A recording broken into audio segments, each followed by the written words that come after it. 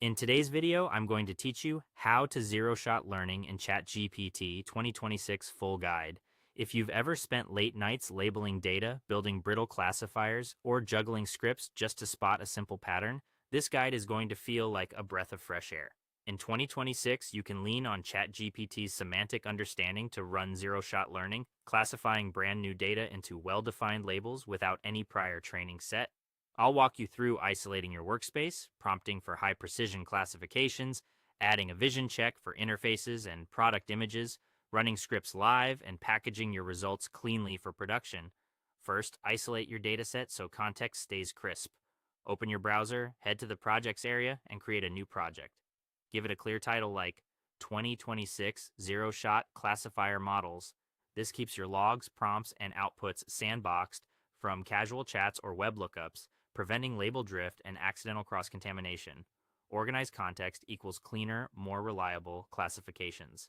Next, it's time to run a high-yield classification pass using a reasoning-optimized model. Open your prompt, paste your raw, unlabeled text, and set strict expectations. For example, say, act as an enterprise machine learning architect and principal data scientist. Task, implement a zero-shot classification to categorize this text into these explicit target labels. Label A, Label B, Label C. Constraints, avoid conversational filler and training examples. Rely on semantic alignment only. Output a concise table with input text string, predicted label, and confidence score.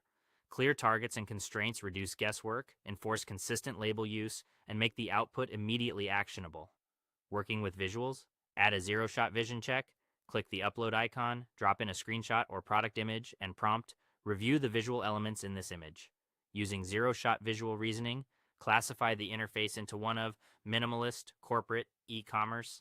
Briefly note the spatial cues that justify the choice, then output a copyable layout patch script to optimize the parameters. This is perfect for UI audits, cataloging product imagery, or design QA without training an image model.